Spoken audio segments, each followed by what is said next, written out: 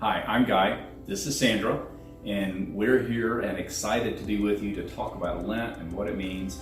Before we get into today's scripture verse and what we want to reflect on this week, Sandra's going to catch us up just a little bit on where we've been. Hey, so the first week it was Ash Wednesday, and Brooke and Todd took us through the history of Lent, and that it meant we were preparing our hearts for Jesus to come home for Easter.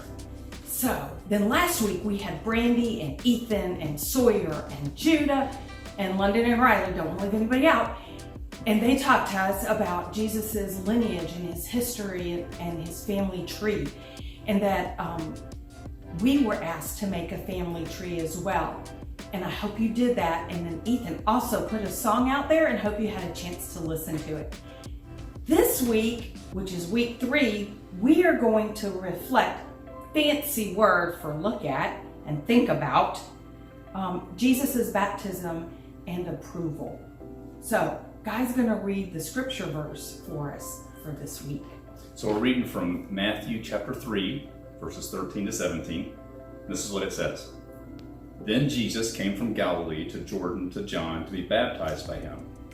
John would have prevented him, saying, I need to be baptized by you, and do you come to me? But Jesus answered him, Let it be so now, for thus it is fitting for us to fulfill all righteousness. Then he consented, and when Jesus was baptized, immediately he went up from the water, and behold, the heavens were opened to him, and he saw the Spirit of God descending like a dove and coming to rest on him. And behold, a voice from heaven said, This is my beloved Son, with whom I am well pleased. And now Sandra's going to kind of fill us in on what all that means. Well, this is really cool, y'all. Last week you learned about Jesus's family tree, and this week Jesus is going to be baptized by his cousin, who's his family. It's pretty cool.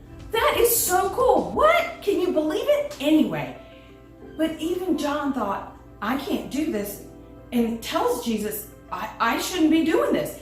And Jesus says, and affirms him, tells him something nice, and tells him, let it be so. And then John baptizes him. And after that, we see that Jesus' Father speaks to Jesus from heaven and says, This is my beloved Son, with whom I am well pleased.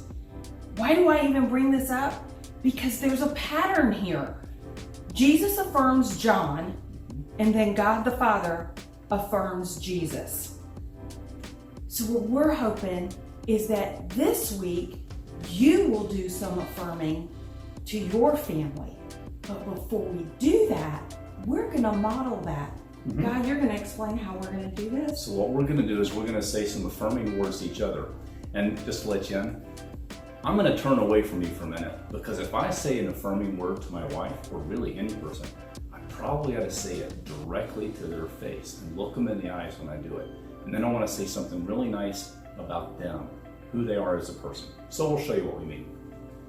Sandra, you are funny and smart and creative and just an amazing ball of energy.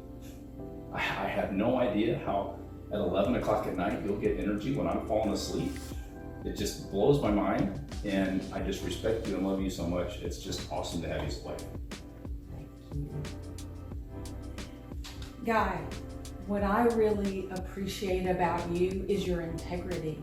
The fact of the matter is that no matter where you are, I know you'll always make the right decision, and you'll do the right thing, whether I'm standing there or I'm not, whether our kids are there or somebody else is there, whether it's a stranger. I never have to wonder if I can trust you or if you'll make a bad decision, because you have such high integrity. I also really appreciate your servant's heart. You serve our family so well. From getting up really early, because that's not my thing, because you just said I like to stay up late. True.